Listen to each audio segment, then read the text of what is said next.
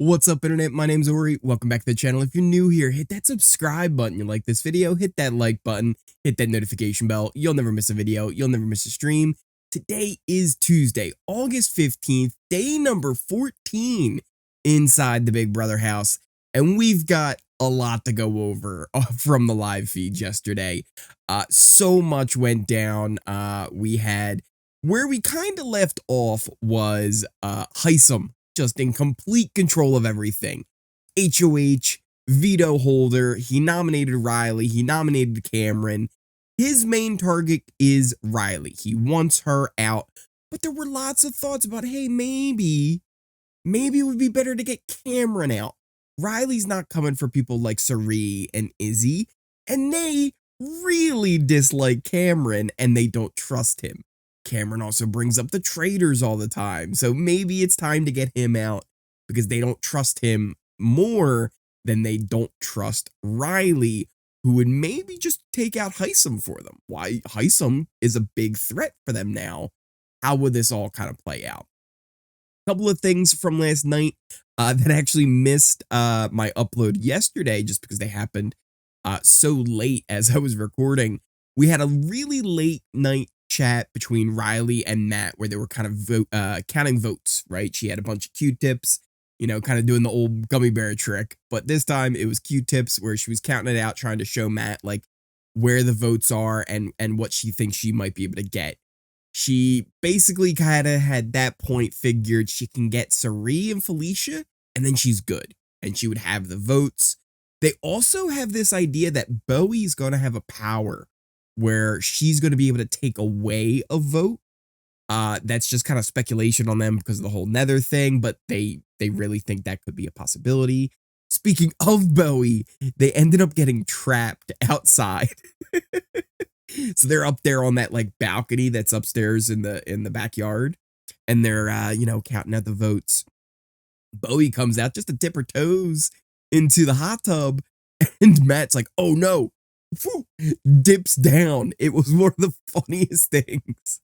I put a clip of it over on my Twitter. Definitely a good thing to check out. If you're not following me on Twitter, make sure you go do that. I will end up posting some clips over there every so often when they pop up. I had really great ones from Cory's Cam Talk the other night, which I believe we talked about on yesterday's video. I think that was in time for the video. These all blend together sometimes on what I've told you and what I haven't. I try and keep it straight, but yeah, Cory had a Cam Talk last night that was really good. Had a really good view on the house, and we'll get to him a little bit later, because he comes back up. He's a big part. He's a big part of today and everything that kind of happened. So, other than that, late last night there was also a rumor with Matt and Reilly that potentially, maybe, they had boinked. Now, listen. I, just like all of you, would love to reintroduce the boink counter for this season and have our official first boink of the season. But these rumors are really just coming from, I believe it was Red, who was kind of just like, oh man, like I heard some noise in the room the other, Matt and Reilly. No. From what I saw, at least, and I haven't been able to find any proof. I haven't really looked that hard either. But I was up as Matt and Reilly were heading to bed. Matt actually went to bed alone up in the HOH, not the HOH room, the have-not room. So, unless one of the two snuck out, right, and went to the other room, I don't think it happened last night. So, anybody who's wishing for a boink, hold on, not yet. There's still time. Give them time. They have till Thursday at the very least. But who knows? Maybe we're in for an extended time for Reilly. So after that, once we get into the morning, you know, everybody was kind of waking up. We did get a really, really good chat that was a lot of fun to listen to with Cirie and Jared. Anytime you get the two of them alone, it's always really fun to listen to them talk game. And Cirie and Jared, they were kind of like breaking down each other's sides of the house, right? Like she was filling him in on the bye-bye bitches and the professors and everybody who was in those. I guess he didn't know like the official names. This might have been the first time he was actually hearing the names of the alliances and getting the full rundown on who's in it. It seemed like that, at least from the context. We kind of missed a little bit of chunks on the front and the back end of it.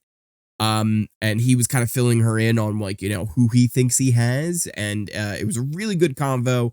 Highly recommend if you have the ability to go check those out on the feeds, go do it.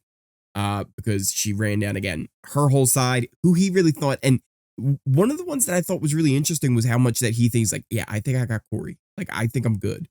So we kind of were realizing like, hey, Cory's kind of made his way over to the other side, finding his way in with Jared. But it also seemed now that he's found a pretty good spot where he's kind of in with Jared, Izzy, and Cirie, and even potentially made kind of like a 3-4 person thing with them.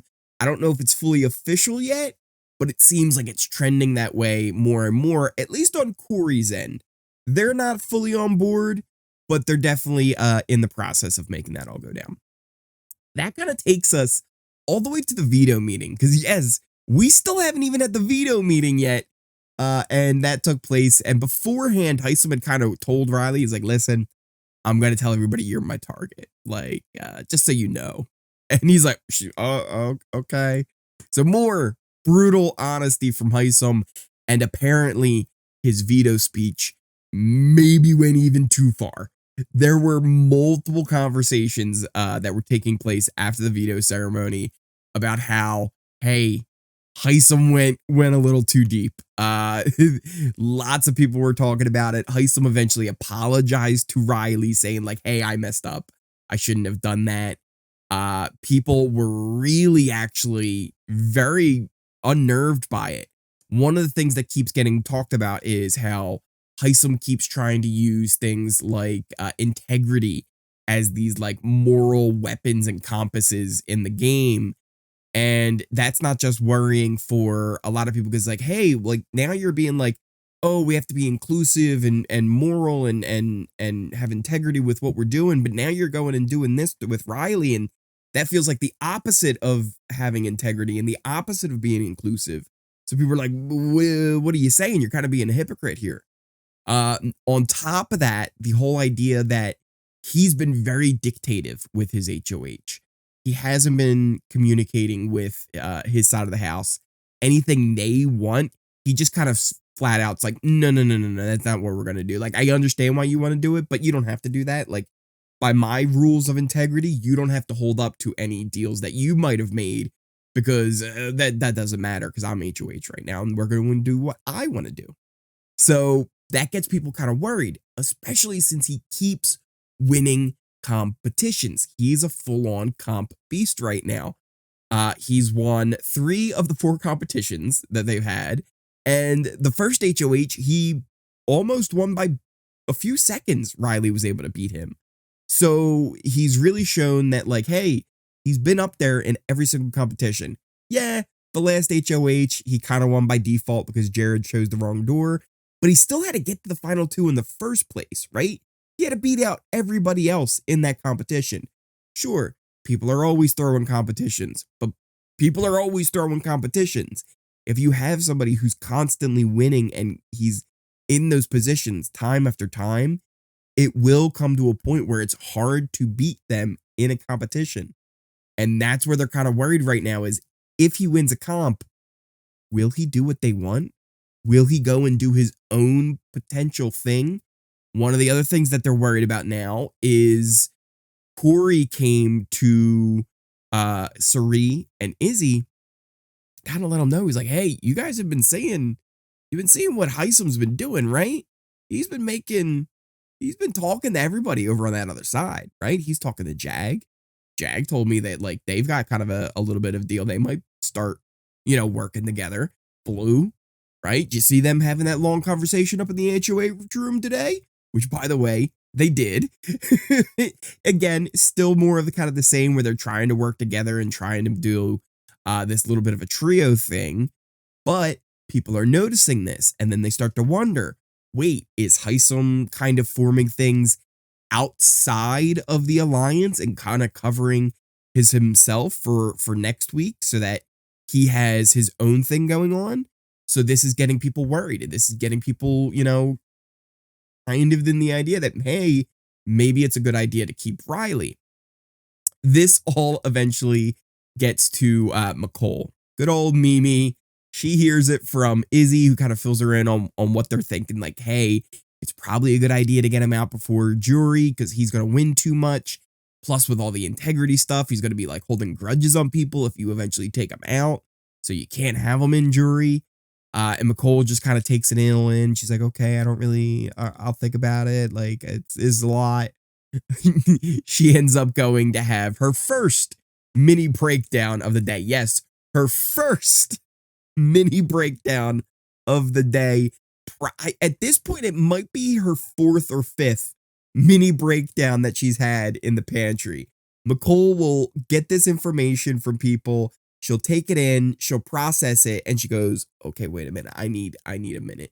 She'll go to the pantry and she just starts pacing back and forth.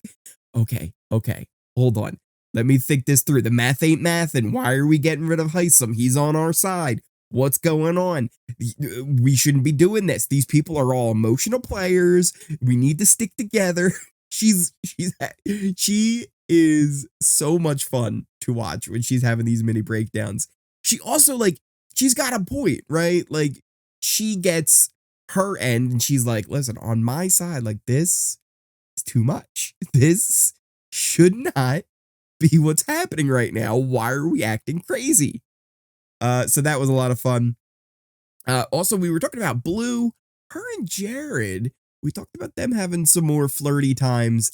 They had a nice long flirty chat today where we were talking about the two of them potentially, what they would want in relationships.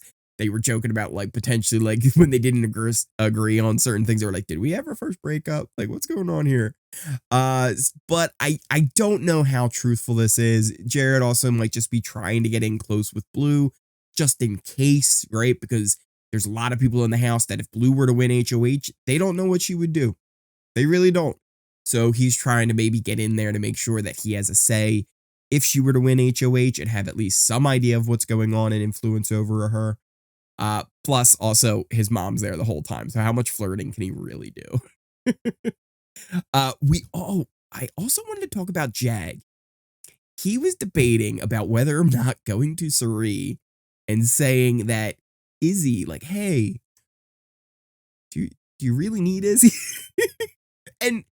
And this is getting back, Izzy knows. Izzy knows that they want to come after her. And this is not good. This is putting more of a wedge between their two sides. And the fact that he would even think, oh, I can do this, tells me, Jag, buddy, are you not paying attention how close Cirie is to Izzy? Are you really not paying attention? Because that one should be super obvious to you, buddy. I don't know how you don't see that they're super close. But that would be like going to you and saying, are you really sure Reilly's a non-negotiable? Are you really sure we can't get rid of Blue? Are you sure? Yeah, I mean, come on. Jag, I love you, buddy, but that was a bad call. Not something you want to do. So Mimi also has another slight breakdown because Cory kind of brings her info where he's like, hey, maybe we should do this thing with Hisam, right? I think it would actually be good for us to keep Reilly. And she again goes to the pantry and she's like, I can't take this. And even she was flabbergasted that Cory was in on it too. She was like, and Cory? She's like, Izzy, I can kind of understand. So it's just fun. I shouldn't even say fun. It's I feel bad for her. Mecole is having these real rough time dealing with these crazies that she's having to work with in there, but it's fun for us and our entertainment. But it did seem like eventually, with all of the flip talk going around. Philadelphia. Philadelphia.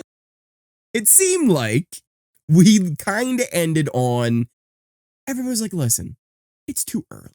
We don't need to do this, right? We had Cirie and her kids, Izzy and Jared. They were kind of debating, listen, should we keep Reilly or should we go against Hisam and get rid of Cameron. Like, what are we doing here, right? And what they kind of came up with, it seemed, was, listen, Cameron is alone. He doesn't have anybody that can really rally around him. He's got Red, and that's about it. He's kind of an easy person to deal with once he's still in the house. Reilly, if you leave her in there, she's already got 4, right? She's got her, she's got Jag, she's got Blue, she's got Matt. Locked in. She can get America. They worry about Cory going over there. Again, they kind of have Cory, but they're not 100% convinced on that. Cory really believes in that kind of pair. So they really kind of ended where they were like, listen, I just think it's too much power that if you give her this ability that she was able to stay, she's able to rally even more votes. And that's even tougher that we have to take out that army. This is also what Mecole feels like. She's like, why are we keeping that army around? Like, how is this making sense? So it seemed like, hey, the flip was off. But then Cory shows up. Flip, Philadelphia. Flip, Philadelphia. Flip, Philadelphia. And, he decides, hey, let's keep talking about this. And they go back to going to Reilly, right? Let's keep Reilly. Let's go against Hisam. He's too good. He's going to take us out. He's going to go for Jared. That's the other thing, right? If Hisam has these deals where he's talking to Jag, he's talking to Blue, he's said before, hey, I don't want to take out Matt. That was a big thing where he's like, I don't necessarily want to put up Matt as a replacement. I don't want him to go if he goes up, because he's got his disability, and I want him to be able to share his story about all of that and be able to tell the world and show that, you can play Big Brother with that. And if he doesn't go for Jag, and if he doesn't go for Blue, and if he doesn't go for Matt, well, I mean, who's really left on the other side of the professors? Should we, I guess, pull up our alliance chart? That might be helpful here. Well, if he doesn't put up Jag, and if he doesn't put up Blue, and if he doesn't put up Matt, and Reilly's gone, and Hisam wins HOH not this upcoming week, but the week after, who does he go for? Because assuming the professors who they would win, right, they might take out, let's say, Jag, or Blue, or Matt, right? That could be all real easy possibilities. Maybe even Cameron, right? And the following week, let's say Hisam wins HOH. What's Hisam going to do? He's probably going to put up Cory, or he's probably going to put up Jared. And this worries Cirie. This worries Izzy, especially with the Jared part. They do not want to risk that. They would probably have the votes to keep him. But you never want to risk putting somebody on the block. Ever. If you can avoid not having someone go on the block that's on your side, you do it. And it seems like with Hisam being such a dictator in everything that goes on with his HOH, if he were to win it in one of these upcoming weeks, Jared could be a target. And that makes things extra complicated here this week on whether or not they should go against Hisam now and keep Reilly, get rid of Cam, so that Reilly's there to go after Hisam, or do they just get rid of Cameron, try and get rid of Hisam maybe in a back door secretly next week, and if they can't, hope that he doesn't put up Jared? It's a tough call. I can see the reasonings on both sides on why you would want to do both. I think at the end of the day, it would be much easier to convince Hisam not to put up Jared and to put up someone like a Jag, to put up someone like a Matt, than it would be to go against Hisam right now, have him then be worried, maybe solidify what he has with Jag and Blue, instead of sticking with his group who just went against him. So it's a tough call. And I bet that even though wherever the flip at this moment stands, we're going to still have 3 or 4 more Philadelphia. Philadelphia. Philadelphia. before Thursday's eviction. I almost guarantee you this house will flip-flop back and forth even more. But we'll have to see. We'll have to see how this all plays out. For now, it's honestly, don't evict anybody. Leave all of these people in there, and they just have the threat that somebody's going to go every week. I just want all of these crazy people to stay in the house because they drive each other insane, and I love watching them just run around in a crazy circus. This season has been a lot of fun on the feeds, especially. What do you guys think of everything's going on? Should the professors go against Hisam? Should they take out Cameron? Should they stick with what Hisam wants and get rid of Reilly? Should they wait until they're ready to strike and he's not safe to make that move? Let me know in those comments down below. Also, if you guys are new here, hit that subscribe button. You like this video, hit that like button, hit that notification bell. You'll never miss a video. You'll never miss a stream. Check out the links to all of my socials in the description down below. There's a pinned comment, and you can check out things for like my Twitter, Twitch, Discord. You can join the conversation over there. Everything that you want to check out, you can see that all down there. Ignore what you want, follow what you want. Thank you guys again so much for watching. I appreciate each and every one of you along for this journey. We're creeping along. We're getting close to almost 6,000 subscribers here on this channel. So thank you guys again so much. I can't thank you all enough. And I will see you next time.